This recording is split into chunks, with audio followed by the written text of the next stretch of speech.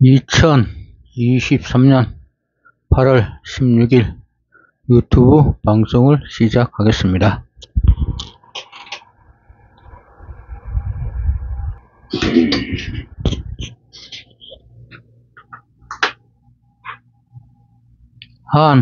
한님 한마음 010-9789-7383 국민 4729-0201-394932 황전기 2. 역사 1. 한민족의 영혼 역사 37. 대륙 조선개국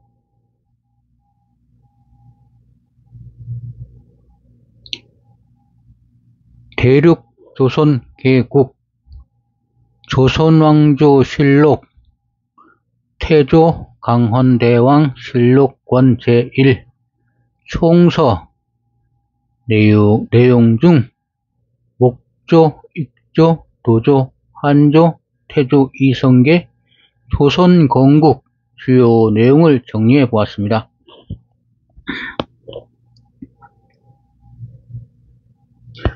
목조 본래 전주에 있었으나 북방으로 달아남 강릉도 삼척현에서 동북면 의주 곧 도건에서 이리 곧 이성에서 개원로 남경의 알동에 정착. 익조 두만강을 건너 적도를 거쳐서 국해를 거쳐 의주 등주 즉 안변도부에서 다시 의주, 함주, 함흥, 알동 일원에서 함흥에 정착함. 도조 안변 이북으로 이동함. 한조 쌍성, 하주, 등주, 정주, 장주, 예주, 고주, 운주, 의주와 선덕진, 원흥진, 영인진, 요독진, 정병진 등 여러 성과 함주 이북의 함난, 홍은, 삼살의 땅을 수복. 한조가 쌍성 즉 함흥을 다 관장하게 되었습니다. 원말에. 태조 이성계가 하령부 곧 영흥부 사제에서 출생하였습니다. 곧 조선의 이성계의 조상들이 살았던 곳을 다 보면 전주에 살다가 북방으로 알력이 생겨가지고 관리들하고 알력이 생겨갖고 다툼이 생겨갖고서 도망을 가게 됩니다. 북방으로.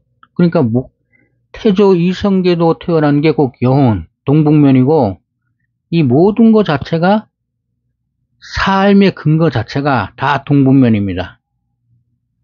쉽게 얘기했고 전주를 떠나갖고서 동북면, 이 동북면이 왜 중요하냐면 바로 명과 관련이 되어 있습니다. 명. 우리가 역사서에는 명이 안희성 남경에서 명나라를 세웠다는데 그것은 다 가짜 역사고 실제로 역사서를 읽어보면 다 이 개원로 남경 알동에서 여기도 남경이 나옵니다. 남경. 실제로 이 남경에서 명이 일어났습니다.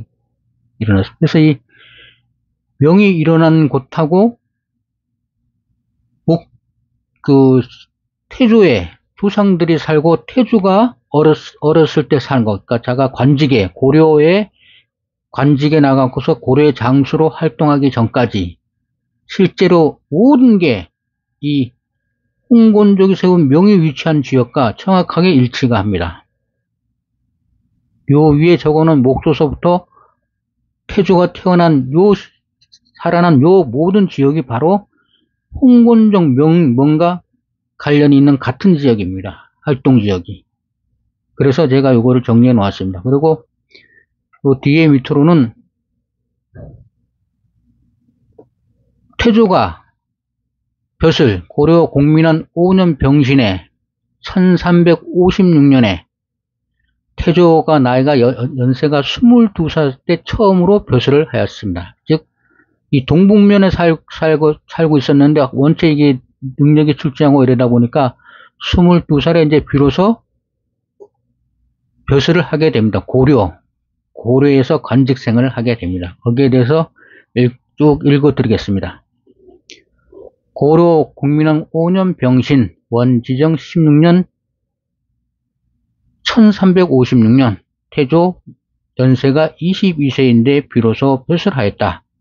고려의 풍속에 매양탄오절에는 무관의 나이 젊은 사람과 의관의 자제들을 뽑아서 격구의 기회를 익혔는데 그날이 이르면 구비에 용봉장전을 설치하고 길복판에 구문을 세우고 왕이 장전에 나아가서 이를 구경한다. 연회를 베푸고 여학을 벌려놓음에 경대부들이 모두 따르고 부녀들도 또한 길 왼쪽과 오른쪽에 장막을 메고 금단으로 장식하여 이를 화채담이라 이름하니 구경하는 사람이 많이 모이게 된다. 격구하는 사람이 의복 장식을 화려하게 하여 다투어 사치를 숭상하니 말 한 장 한 개의 비용이 중인 10가의 재산에 해당되었다. 공민왕 10년 신축 1361년 9월에 통로강 만호 박이가 배반하여 천호 임자부와 김천룡을 죽이므로 왕이 형부상서 김질에 명하여 가서 토벌하게 했으나 김진이 능히 제어하지 못하였다. 이때 태조는 통의대부 금호부 상장군 동북면 상만호가 되었는데 왕이 명하여 김진을 원조하게 하였다. 태조는 친병 1500명을 거느리고 그곳에 가니 박이는 벌써 그 무리를 거느리고 도망하여 강계에 들어갔으니 다 잡아서 이를 목배었다. 겨울에 홍곤족, 위평장, 반성, 사유, 관선, 주원수 여기 주원장이 나옵니다. 주원수 파두번든 20만 군사가 압록강을 건너 서북을 함부로 들어와서 우리에게 글을 보내 군사 110만 명을 거느리고 동쪽으로 가니 속히 맞아 항복하라 하였다. 태조는 적의 왕과 원수위와 주원수, 원수위와 100여 명의 목을 베고 한 명을 사로잡아서 왕에게 바치었다. 곧 이 주원수, 적의 왕, 홍곤적의 왕, 원수위와 홍곤 적의 왕 주원수위와 100여 명의 목을 베 이때 주원수를 잡아 죽였다고 분명히 여기 적혀 있습니다. 태조는 적의 왕 원수위와 빼고 위와 100여 명의 목을 베고 한 명을 사로잡아 왕에게 분명히 주원수는 죽었다고 나와 있습니다. 11월에 공민왕이 남쪽으로 파천하니 적이 경성을 점거하였다. 공민왕 11년 임일 1362년 정월에 참지정사 안호동 9명의 원수가 군사 20만 명을 거느리고 나아가서 경성을 수복하고 적의 계수 사유 관선생 나머지 왕과 주원수는 죽이고 그 밑에 있는 그 다음에 계수 사유 주원수하고 주원장이하고 왕이 죽었으니 그 다음에 계수가 사유 관선생 등의 목을 뱄으니 적을 목을 벤 것이 대개 10여만이나 되었다. 이때 태조는 희하의 친병 2000을 거느리고 동대문으로 들어가서 먼저 성에 올라 적을 크게 부수니 위명이 더욱 나타났다. 성을 공격하는 날에 적이 비록 궁지에 몰렸으나 진로를 싹 굳게 지키었다. 때마침 날이 저물었는데 여러 군대들이 전진하여 이를 포위하고 핍박하였다. 여기서 보면 분명히 죽었다고 나왔습니다. 주원장. 공민왕 18년 기호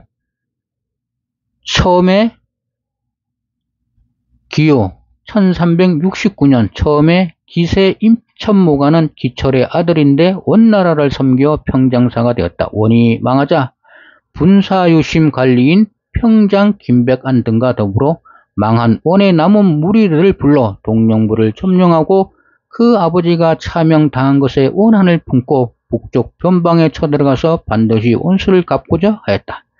왕은 명을 섬긴 이유로서 동령부를 공격하고 북원과의 관계를 끊고자 하여 12월에 태조를 동북면 원수로 삼고 주용수와 양백연을 서북면 원수로 삼았다. 태조를 동북면 원수로 삼을 때 신하들의 반대가 극심하였습니다. 왜? 태조가 동북면하고 관련이 있기 때문에. 동북면 원수로 삼지 말라고 신하들의 만류가 극구했는데 공민왕이 동북면 원수로 삼았습니다. 태조의 근거지가 동북면인데 동북면 원수로 삼았습니다. 이 동북면이 홍곤정하고 명이 일어난 곳입니다. 거기다 다시 태조를 임명하였습니다.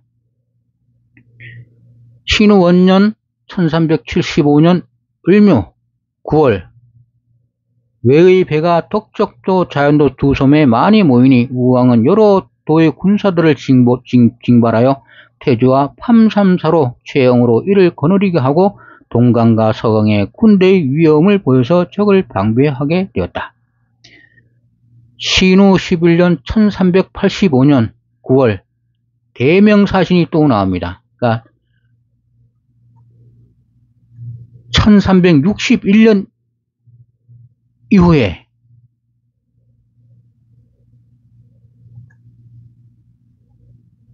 61년 85니까 24년 만에 뜬금없이 9월 대명사신 장부 주탁 등이 국경에 이르러서 태조와 이색의 안부를 물었다 나옵니다. 분명히 위에는 다 죽었다고 나와 있습니다. 61년 1361년에 적의 왕 원수위와 죽었다, 뺐다. 그리고 62년에 다시 그러다가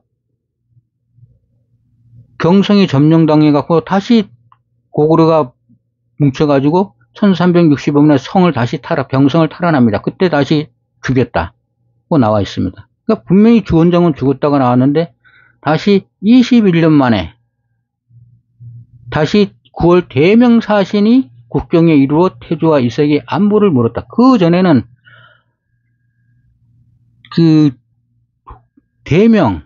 홍곤정 대명이 건국 개국한 거에 대한 내용이고 뭐가 아무것도 없습니다. 1361년 이후로 아무 내용도 없다가 갑자기 24년 만에 이 내용이 나온 것입니다. 이건 뒤에서 설명을 드리겠습니다. 신우 13년 1388년 이때서부터 이제 명이 본격적으로 등장하기 시작합니다. 24년, 28년, 24년 만에 명이 갑자기 등장했다가 다시 3년 뒤, 27년, 8년 뒤에 또 이제 명이 이때서부터 본격적으로 등장하게 됩니다. 신우 14년 1388년 무진정월 이때 시중 이이님이 권세를 마음대로 부리니 그의 무리 영삼사 임겸미 좌사 염흥방 찬성사 토부길 등이 요로에 나누어 첨거하여 돈을 받고 관직을 팔며 남의 전정을 빼앗아 그 탐욕과 포악을 자행하여 관청과 민간이 빈곤하여졌다. 태조가 최영과 더불어 그들이 하는 짓을 분히 여겨 마음을 같이하고 힘을 합하여 우왕을 인도해서 이들을 제거하니 온 나라가 크게 기뻐하여 길 가는 사람이 노래하고 춤췄다. 겸미 등이 차명을 당하며 태조로서 수문화시중을 삼았다. 태조가 이제 문화시중이 되었습니다. 2월 최영과 더불어 정방에 앉아 최영이 임겸미, 염흥방이 썼던 사람들을 모두 내쫓으니 태조가 말하기를 임겸미와 염흥방이 정권을 잡은 지 시일이 오래되었으므로 무릇 사대부들은 모두 그들을 청가한 사람이니 지금은 다만 제주의 헌부만을 물을 것이지 그들의 이미 지나간 일까지 어찌 허물하겠습니까? 하였으나 최영은 듣지 아니하였다.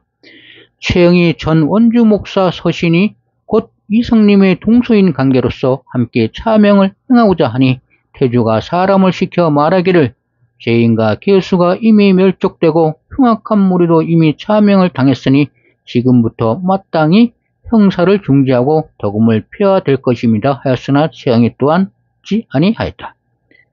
태조는 본디 유수를 존중하여 비록 군중에 있더라도 매양 창을 던지고 휴식할 때 의사, 유경 등을 인접하여 형사에 토론하였으며 더욱이 진독수의 태학견이 보기를 좋아하여 혹은 밤중에 이르도록 차지 않았으며 개연히 세상의 도의를 만회할 뜻을 가졌었다.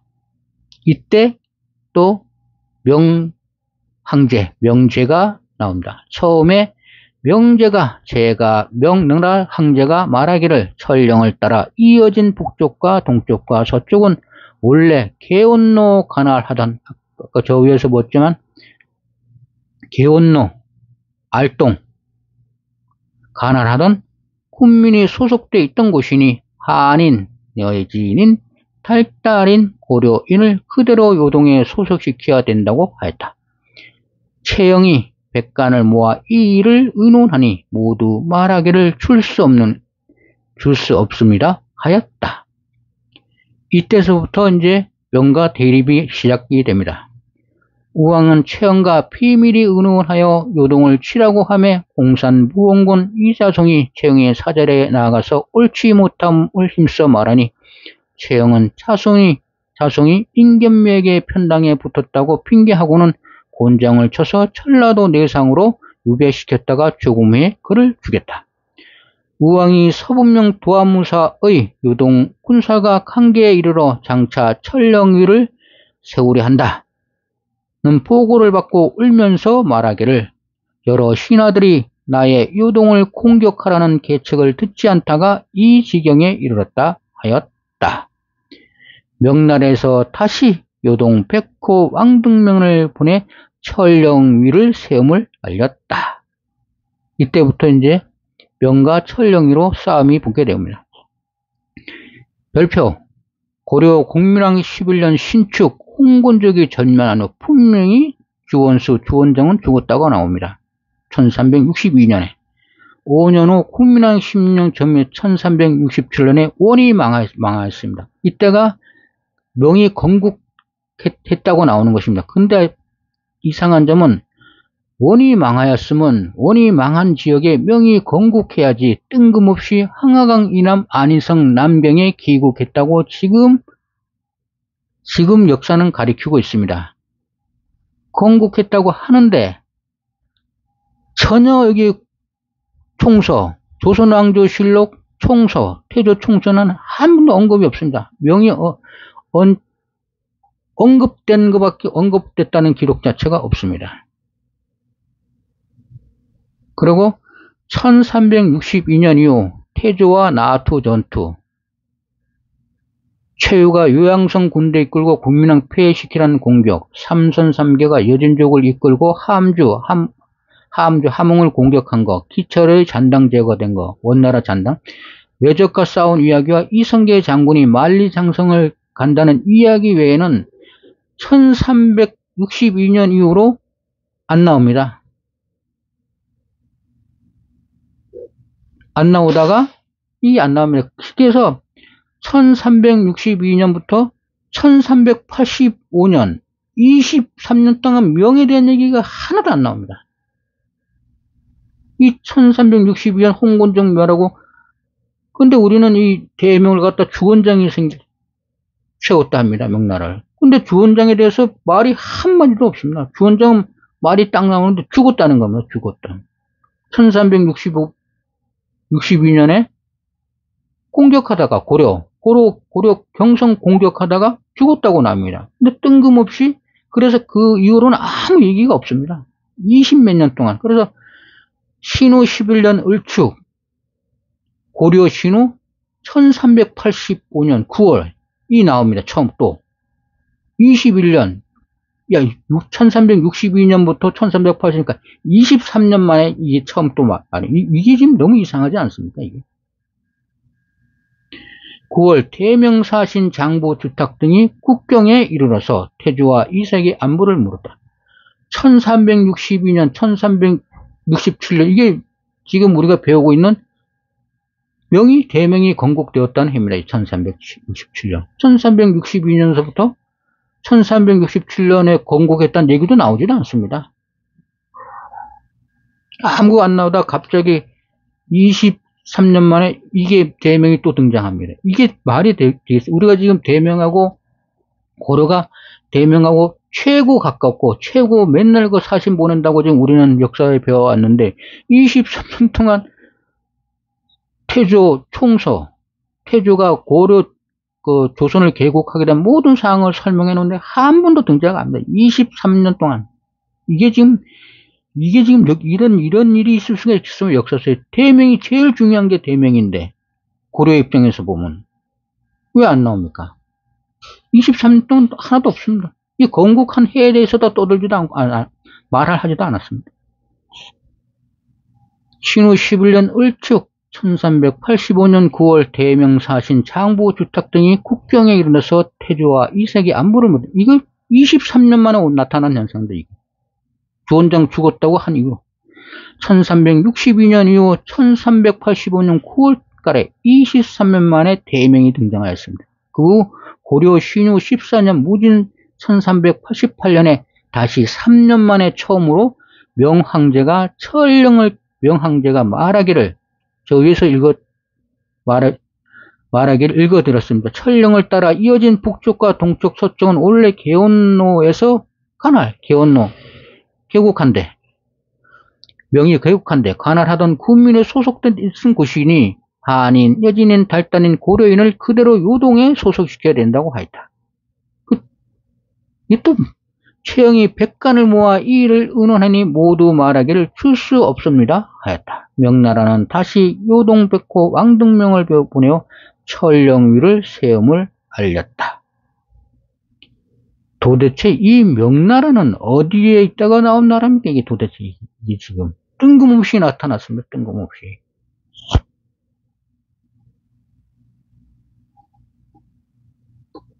분명히 주원수, 추원장과 홍건적은 고려 10년 신축과 9월과 고려 공문량 11원 이민에 죽었다고 나와 있습니다. 신후 14년 1388년 이제 명이 철령 얘기를 한 해입니다. 3월 우왕은 홀로 채영과 요동을 공격하기로 계책을 결정하였다. 우왕 홀로 채영과 요동을 치자 결정했다며 철령을 그래도 감히 공공연히 말하지 못하였다. 사냥한다고 핑계하고는 서쪽으로 해주에 행차하였다. 4월 풍주에 머물렀다. 태조에게 이르기를 과인이 요동을 공격하고자 하니 형등은 마땅히 힘을 다하라 하니 태조 이성계가 지금은 출사하는 일은 4가지에 옳지 못한 점이 있습니다. 사불가론, 우리가 역사 학교에서 배운 사불가론을 들고 나옵니다. 태조가 지금 조선의 땅의 철령에다가 요동을 치자고 이때 우왕은 요동을 공격해 갖고서 명을 정벌을 하려고 계획을 세웠는데 이 태조 이성계한테 이러니까 태조가 바로 사불가란 됩니다.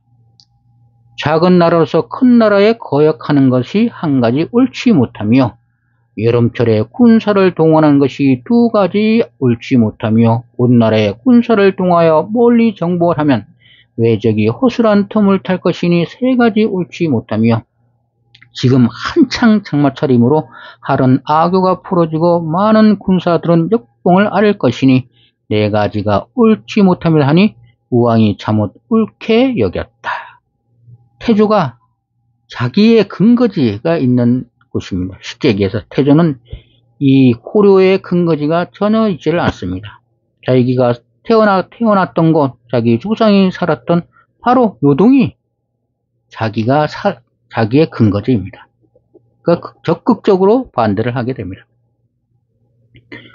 태조가 이미 물러나서 최영에게 이르기를 내일 마땅히 이 말로써 다시 아뢰시오 하니 최영이 말하기를 좋습니다 하였다. 밤에 최영이 들어가서 우왕에게 아뢰기를 원컨대 다른 말은 듣지 마소서. 이튿날 우왕이 태조에게 말하기를 이미 군사를 일으켰으니 중지할 수 없으니 하니 태조가 아뢰기를 전하께서 판들이 큰 계책을 성공시키고자 하신다면 서경에 허가를 머무르셨다가 가을에 출사하면 벽곡시 들판을 덮고 많은 군사가 식량이 넉넉하게 되어 북을 치면서 행진할 수 있을 것입니다. 지금은 출사할 시기가 아니므로 비록 요동의 한성을 함락시키더라도 비가 한창 내리므로 군대가 전진할 수도 없고 퇴각할 수도 없으며 군대가 피곤하고 굴량이 없게 되며 다만 하를 초래할 뿐입니다 하였다. 우왕이 말하기를 경은 이자송의 일을 보지 못했는가 하니 태조가 아뢰기를 자송은 비록 죽었으나 아름다운 명성이 뒷세상에 전하지만은 신등은 비록 살아있더라도 이미 계책을 잘못 썼으니 무슨 소용이 있겠습니까 했으나 우왕은 듣지 아니하였다. 태조가 물러나와 울고 있는데 희화의 군사가 말하기를 공은 어찌 이다지도 슬퍼하십니까? 아니 태조가 말하기를 백성의 제하는 제왕과 하는 이로부터 시작되었다 하였다. 우왕이 평양에 머물면서 여러 도의 군사를 통려 징발하여 압록강에 부교를 만들고 또 중도를 징발하여 군사를 만들고 최영을 팔도 도통사로 삼고 장성 무원군 조민수를 자군 도통사로 삼고 태조를 우군 도통사로 삼았다. 자군과 우군이 합하여 5만여 명이어 있는데 여러 사람이 10만 명이라 선전하였다. 군사가 출동하려 하는데 우왕은 술에 취해서 해가 늦도록 일어나지 아니하니 여러 장수들이 하직하지 못하였다. 조금 뒤에 술겜의 석포에서 배를 띄우고 놀다가 저녁 때가 되어서 들어와 여러 장수들에게 술을 마시게 하였다.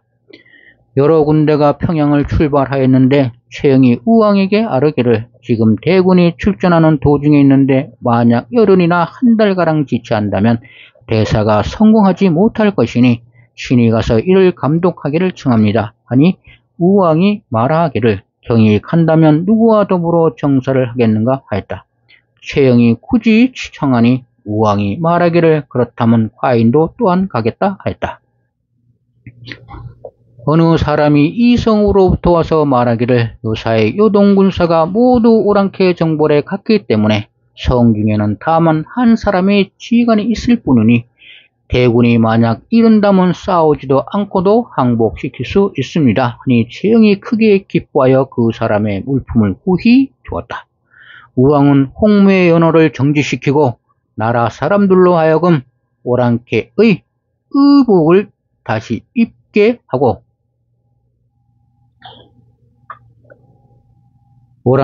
의복을 다시 입게 하고 상시 대동강에 나가서 오랑캐 음악을 부병리에 베풀어 놓고 자기 스스로 호적을 불면서 즐거워하며 돌아올 줄을 잊고 있었다. 외양 나가서 놀 적에는 문득 오랑캐 음악에 연주하게 하고 창으로 하여금 갖가지 유유를 보이게 하여 최영은 날마다 군사를 거느리고 드나들면서 피리를 불고 임금과 신하가 주색에 빠져 사람을 죽임이 날로 심하니 백성들이 원망하였다. 우왕이 사자를 보내어 여러 장수들에게 금과 은으로 만든 술그릇을 내어 주었다. 신후 14년 1388년 5월 대군이 압록강을 건너서 위화도에 머무니 도망하는 군사가 길이 끊이지 아니하므로 우왕이 소주에서 목 빼도록 명하였으나 능히 금지시키지 못하였다. 좌우군 도통사가 상언하기를 신등이 뗏목을 타고 압록강을 건넜으나 앞에는 큰 냇물이 있는데 비로 인해 물이 넘쳐 제1여울에 빠진 사람이 수백 명이나 되고 제2여울은 더욱 깊어서 주중에 머물러 둔치가 있으니 한갓 군량만 허비할 뿐입니다. 이곳으로부터 요동성에 이르기까지는 중간에 큰 내가 많이 있으니 잘 건너기가 어려울 것 같습니다. 근일의 불편한 일의 실상을 조목조목 기록하여 아뢰었으나 윤호를 받지 못했으니 진실로 항공하고 두렵습니다. 당연히 큰일을 당하고 말할 만한 것이 있는데도 말하지 않는 것은 불충이니 어찌 감히 죽음을 피하여 입에 다물고 말하지 않겠습니까? 작은 나라로서 큰 나라를 섬기는 것은 나라를 보존하는 도리입니다. 우리 국가가 삼국을 통일한 이후 큰 나라 섬기기를 근실히 하여 현능께서 홍무 2년에 명예 복종하여 섬겨 그 올린 표문에 자손 만세에 이르기까지 영구히 신하가 되겠습니다 하였으니 그 정성이 지극하였습니다. 전하께서 그 뜻을 계승하여 세공의 물품을 한결같이 조지에 의거했으므로 이에 특별히 고명을 내려 현능의 시효를 내려주고 전하의 작을 책봉하였으니 이것은 총사의 복이요 전하의 성덕입니다. 지금 유주의가 군사를 거느리고 천령위를 세운다는 말을 듣고 일직제하 파기의중을 시켜서 표문을 받들어 품초를 계획했으니 대책이 매우 좋습니다. 지금 명령을 기다리지 않고서 갑자기 큰 나라를 범하게 되니 종사와 생민의 복이 아닙니다. 하물며 지금은 장마철이므로 활은 악교가 풀어지고 갑옷은 무거우며 군사와 말이 모두 피곤한데 이를 몰아 견고한 성 아래로 간다면 싸워도 승리함을 기필할 수 없으며 공격하여도 빼앗음을 기필할 수 없습니다. 이때를 당하여 군량이 공급되지 않으므로 나아갈 수도 없고 물러갈 수도 없으니 장차 어떻게 이를 처리하겠습니까? 삼가 생각하옵건대 전하께서 특별히 군사를 돌이키도록 명하시어 나라 사람들의 기대에 보답하여서 하소서 하였으나 우왕과 최영은 듣지 아니하고 환자 기만을 보내어 군사를 전진하도록 독촉하였다. 자군 도통사는 기만을 붙잡고 보내지 아니하며 또 사람을 보내어 최영에게 가서 빨리 군사를 돌이킬 것을 허가하도록 청하였으나 최영은 마음에 두지 아니하였다. 군중에서 거짓말이 나기를 태조가 희하의 친병을 거느리고 동분명을 하하는데 벌써 말에 올랐다 하니 군중이 떠들썩하였다.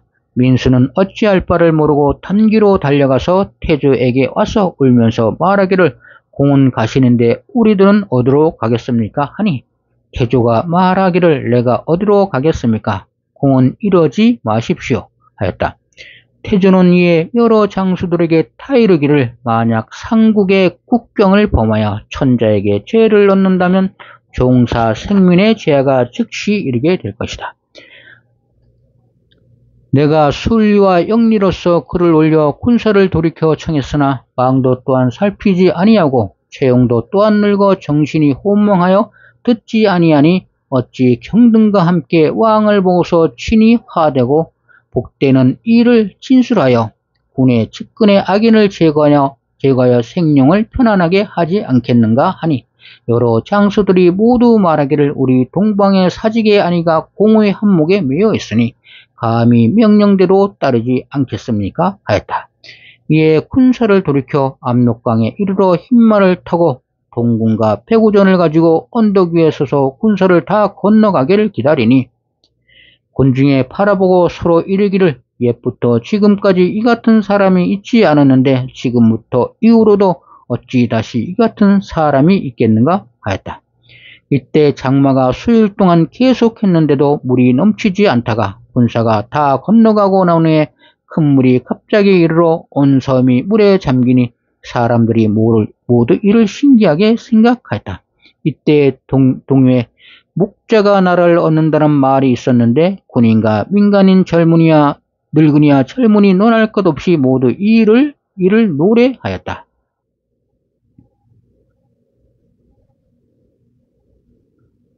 조존사 최유경이 대군이 들어왔다는 소식을 듣고 달려가 우왕에게 알렸다.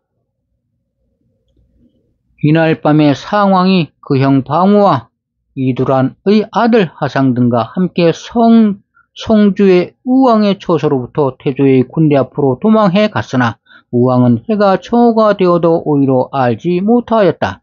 길에 대접하는 수령들을 만나 그들의 말을 다 빼앗아 타고 갔다. 우왕은 태군이 돌아와 안주에 이르렀음을 알고 말을 달려 병성으로 돌아왔다. 군사를 돌이켜 여러 장수들이 급히 추격하기를 청하니 태조는 말하기를 속히 행진하면 반드시 싸우게 되므로 사람들이 많이 죽이게 될 것이다 하였다. 매양 군사들을 경계하기를 너희들이 만약 승려를 범한다면 나는 너희들을 용서하지 않을 것이며 백성이 오이 한 개만 빼앗아도 또한 마땅히 최의 경중에 따라 처벌하겠다 하였다. 연로에서 사냥하면서 찜짓 느리게 행군하니 서경에서 경성에 이르는 수백 리 사이에 우왕을 쫓던 신료와 경성 사람들과 이웃 고을 백성들이 술과 음료로서 영접하여 뵙는 사람들이 끊이지 아니하였다. 동분면의 인민과 여주인으로부터 본디 충분하지 않던 사람까지도 태조가 군사를 돌이켰다는 소식을 듣고는 다투어 서로 모여 밤낮으로 달려 이르게 된 사람이 1000여 명이나 되었다. 우왕은 도망에 들어와 화원으로 돌아갔고 최영이 막아 싸우고자 하여 백간에게 명하여 무기를 가지고 시위하게 하고 수레를 모아 골목 입구를 막았다. 신후 14년 1388년 6월 초 1일 태조는 숭인문 밖에서 산 다음에 퉁치고 유만수를 보내어 숭인문으로 들어가고 자구는 선의문으로 들어가니 최영이 맞아 싸워서 모두 이를 물리쳤다.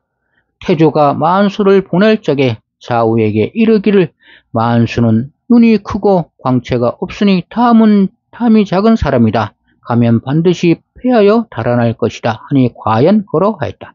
이때 태조가 들에 말을 놓아 먹이고 있는데 만수가 도망에 돌아오므로 좌우의 사람이 이 일을 아리니 태조는 대답하지 아니하고 장막 속에서 굳게 누워 있었다. 좌우의 사람이 두세 번이나 이 일을 아뢰니 그 후에 천천히 일어나서 음식을 들고 명하여 말에 안장을 얻게 하고 군사를 정돈하여 장차 출동하려 하는데 키가 작은 소나무 한 주가 백보 앞에 있는지라 태조가 소나무에 활을 쏘아 승리할 것인가 승리하지 못할 것인가 점쳐서 여러 사람이 마음을 합치고자 하여 마침내 이를 쏘니 화살 한 개의 소나무 줄기가 곧 끊어졌다. 이에 말하기를 다시 무엇을 바라겠는가 하니 군사들이 모두 할애하였다. 진무 이연이 나가서 꿇어 앉으며 말하기를 우리 영공을 모시고 간다면 어느 곳이든지 가지 못하겠습니까 하였다. 태조는 숭인문으로 입성하여 자군과 앞뒤에서 협격하면서 전진하니 도성의 남녀들이 다투어 술과 음료를 가지고 와서 영접 위로하고 군사들이 수레를 끌어내어 길을 통하게 하였다. 늙은이와 약한 이는 산에 올라 이를 바라보고 기뻐서 고함을 지르며 뛰고 있었다. 민수는 흑색 대기를 세워 태조는 황색 대기를 세웠다. 흑색기가 영의 서교에 이르렀으나 최영의 군사에게 패하였다. 조금 후에 황색기가 선주교로부터 남산에 오르니 최영의 휘와 안소가 날린 군사를 거느리고 먼저 점거했다가 황색기를 바라보고는 도망해 갔다. 태조는 마침내 안방사 북쪽 고개에 올라 큰 소라를 한번 불었다. 이때 행군하던 여러 군대들은 모두 각을 풀었는데도 유독 태조의 군대만이 소라를 불었다. 도성 사람이 소라 소리를 듣고는 모두 태조의 군사인 것을 알았다. 이에 군사가 화원을 수백 겹이나 포위하였다. 우왕은 영비와 최영과 함께 팔각전에 있었는데 각 충부 등 3, 4인이 바로 팔각전 안으로 들어가서 최영을 찾았다. 우왕은 최영의 손을 잡고 울면서 작별하니 최영은 2번 절하고 충부를 따라 나왔다. 태조가 최영에게 말하기를 이 같은 사변은 나의 본심에서 한 것이 아닙니다. 그러나 다만 대의에만 거역했을 뿐만 아니라 국가가 편치 못하고 인민이 피곤하고 원통한 원망이 하늘까지 이르게 된 까닭으로 이득한 일이니 잘 가시오 하면서 서로 마주보고 울었다. 마침내 최영을 호봉현에 유배시켰다. 시중 이인님이 일찍이 말하기를 이판삼사가 모름지기 나라의 주인이 될 것이라 하니 최영이 이 말을 듣고 매우 노했으나 감히 말하지는 못하였는데 이때 이르러 탄식하여 말하기를 임의 말이 진실로 옳았다 하였다. 두 도통사와 36명의 원수들이 대궐에 나아가 배사하고 한상군 이색은 도에 있는 기로와 제신 추신과 함께 태조를 배우니 태조는 이색과 이야기를 한참 동안 하고 전문 밖으로 군사를 돌이켰다. 이보다 먼저 잠재에 있을 때 마을에 동료가 있었는데 그 동료에 서경성 밖엔 화색이요 안주성 밖에 영광이라. 그 사이에 왕래하는 이 원수여 원컨대 창생을 구제하소서 하더니 얼마 안 가서 군사를 돌이킨 일이 있었다. 우왕이 초민수를 자시중으로 삼고 태조를 우시중으로 삼았다. 전고 부령 윤소종이 정지를 통하여 태조 포기를 청하여 곽광전을 가져와서 바침으로 조인옥으로 하여금 그것을 읽게 하고 들었다. 인옥이 다시 왕씨를 왕으로 세우자는 의논을 남김없이 진수하였다.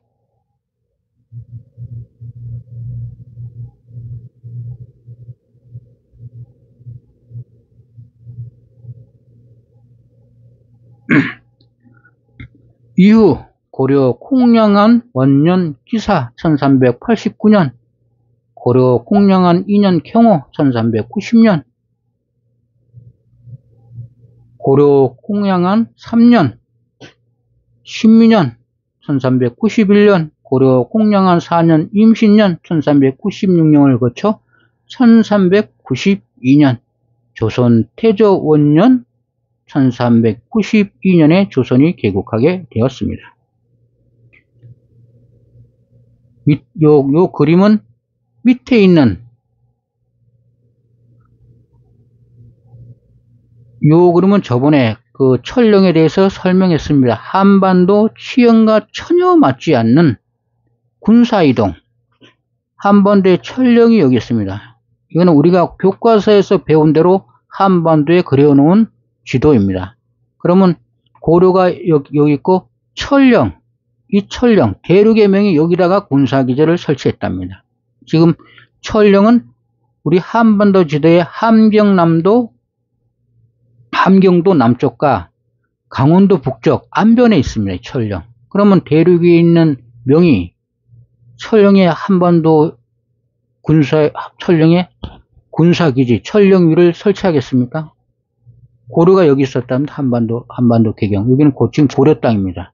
이게 지금 역사적 사실과 전혀 부합되지, 이게 맞지 않지 않습니까? 왜 철령이 원나라가 할 일이 없었고 한반도 여기 강원도 북쪽, 함경도 남쪽 고개에 철령의 위를 군사기지를 설치합니다. 이거는 저번에 앞편에서 철령에 대해 설명서 자세히 설명드렸습니다. 그러나 이것은 다 가짜고 실제로는 여기에 있습니다.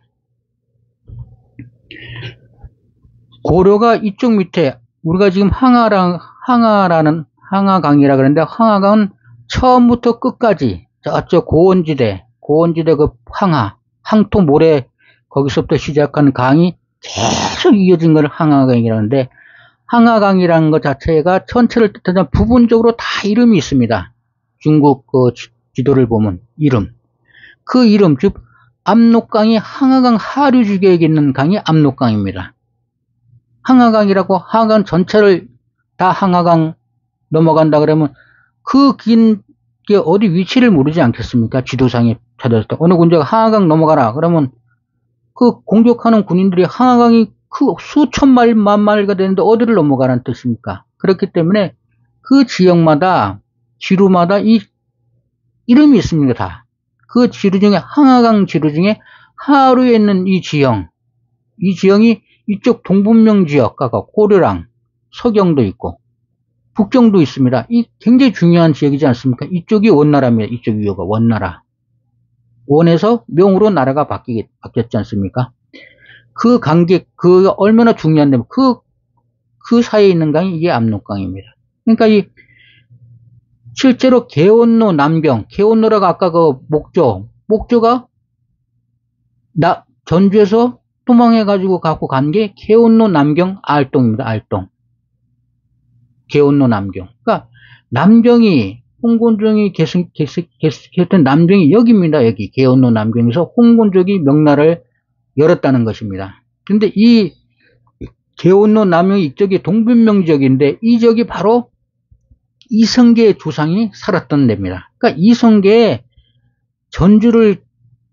고려 전주를 돕고서 그 관리하고 알력이 있어갖고서 관리들한테 잘못하면 죽게 생겼으니까 도망을 가게 됩니다. 살라고.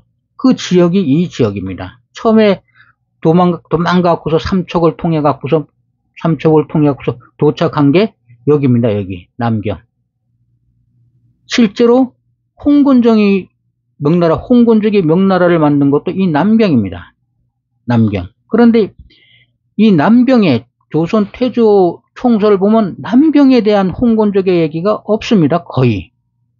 없고 아까 위에서도 설명했지만 죽었다는 거. 주원장이 1361년에 죽었다는 거. 고려 수도 개경을 신봉하다가 죽었다는 것밖에 기록이 없고 그 다음에 21년 후에 뜬금없이 명나라가 나옵니다. 이게 지금 굉장히 의심스럽습니다. 이 홍곤족. 그리고 이성계가 우왕과 최영의 말을 거부한 가장 큰 원인도 뭐 사불가론이라는 거 있지 않습니까? 뭐 비가 와갖고서 뭐 힘들고 뭐 작은 나라가 대국을 칠 수가 없다는데 실제로 이 지역이 그 홍곤족의 제2의 고향입니다. 고향이나 마찬가지. 뭐 전주에 뭐 이성계가 살지도 않았으니까 고려 쪽에는 살지를 않았으니까 모든 게 다 여기서 살았습니다. 여기. 그러니까 전장으로 올라가겠습니까? 가다가 돌아오지 않았습니까? 또 돌아오는 과정에 원나라 이쪽에 있는 세력들이 엄청나게 붙었습니다. 내려올 때. 그 힘으로 이성계가 고려를 최영하고 우왕을 꺾고 조선을 개국하게 된 것입니다. 그때 이성계가 최영하고 우왕의 명령에 따라 콤사를 이동해 올라갑니다. 그러니까 여기 압록강 나오지 않습니까? 나온 대로. 압록강의 위화도에 압록강을 건너가갖고서 위화도가 있다고 나옵니다. 여기 읽어보면. 압록강을 건너고 여기 의지도 있지 않습니까? 우리 여기 위화도 있는 의지도 나오지 않습니까? 위화도에 갇혔다가 피가 많이 와갖고서 철수하게 되지 않습니까? 그 돌리는 과정이 이 원나라. 그리고 이 개원로라는 게 원으로 가는 길목이라는 뜻입니다. 지금 이 개원로가 북경입니다.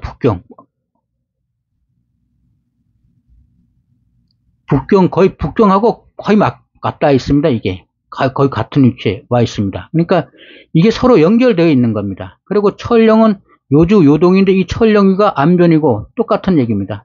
홍곤정명이 고려 땅 철령에 위를 설치하였다. 여기 나오지 않습니까? 이 북경하고 여기가 굉장히 가깝습니다. 그리고 같이 표시되어 있는 지역도 굉장히 많습니다. 지도도. 이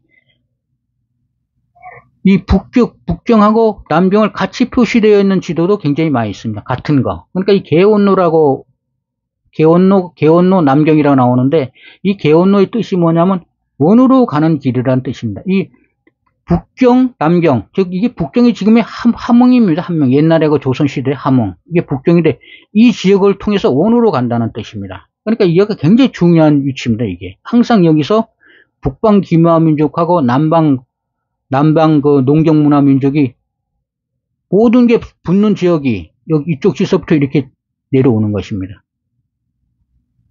그러니까 아까 좀 얘기했지만 안희성 남경에 홍곤족이 명나라를 세운 게 아니라 개원로 남경이라고 분명히 나와 있습니다. 남경. 그런데 이 개원로 남경에 이 조선 왕조 총수의 위에도 얘기했지만 이 개원로 남경에 뭐 홍곤족이 명나라를 세웠던 얘기만 나오지 그 요는 뭐 얘기 자체가 없습니다. 20몇 년 동안 남경에 대한 얘기가 하나도 없습니다. 그래서 저는 생각하기에 이 홍건족, 남경에 있는 명나라가 이성계가 위화도에서 해군할 때 많은 군사들이 따라왔습니다. 쉽게 얘기해서 이성계가 조선을 개국할 때 그 우왕과 개성에 있는 군사를 갖다가 이 치고 올라간 이성계가 가지고 있던 군사 가지고는 감당이 되지를 않습니다. 우왕하고 최영이 지키는 개성을 갖다가 이성계가 자기 고려에서 가지고 왔던 군사만 가지고 돌이켜가고 찌는 것은 사실상 불가능합니다. 당연하지 않겠습니까? 왕이 있고 최고 통수권을 가지고 있는 최영이 있는데 거기에서 최고 큰 군대를 갖고 있지, 철령의 위치로 가는데 군대 전대가 가지를 않지 않는 건 당연하지 않겠습니까? 근데 이성계가 압록강 위화도를 해군하면서 이쪽에 그 이성계의 고향 노릇을 했던 이쪽에서 많은 군사들이 뒤에서 따라 붙게 됩니다. 그래서 이성계가 사실 이 홍건적 명나라의 도움을 엄청 거의 절대적으로 받았다고 저는 생각합니다. 그래서 다음 편에 이 대명과 조선이 혹시 같은 나라가 아닐까 하는 생각을 할 때가 많습니다. 제가 그거는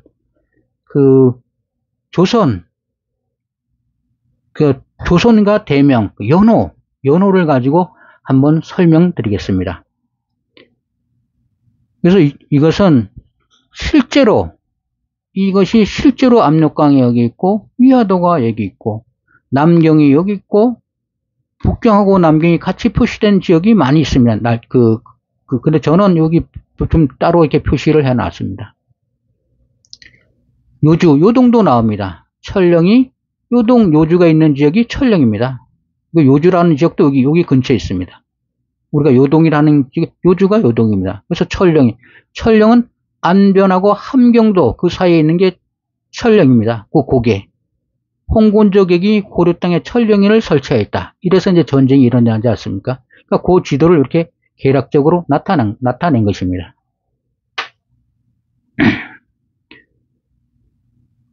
결론. 교종 세종실록 지리지 철령 위화도, 한반도 철령 위화도는 지명은 있습니다. 그러나 역사적 사실이 틀립니다. 아까도 위에서 봤지만 우리 한반도 지도는 이렇게 가리키고 있습니까? 이게 뭐 철령을 강원도 여기에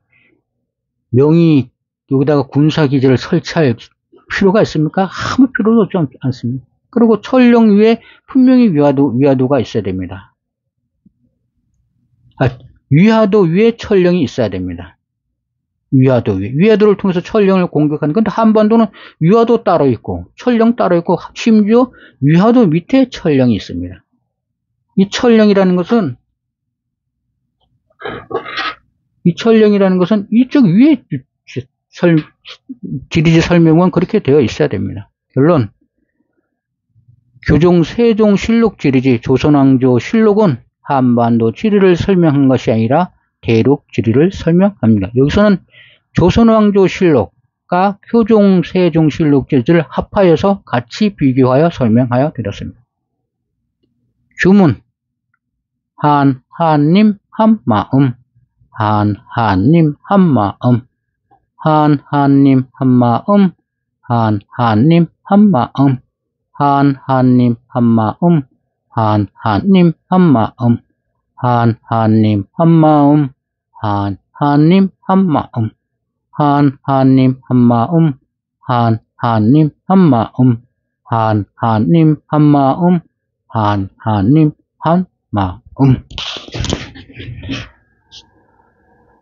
오늘은 조선왕조실록 총서, 조선이 개국하는 그 과정에 대해서 우리가 교과서에서 배웠던 내용은 아주 단편적인 내용이지만 실제 전쟁상을 자세히 설명한 총서를 읽어드리고 설명을 드렸습니다.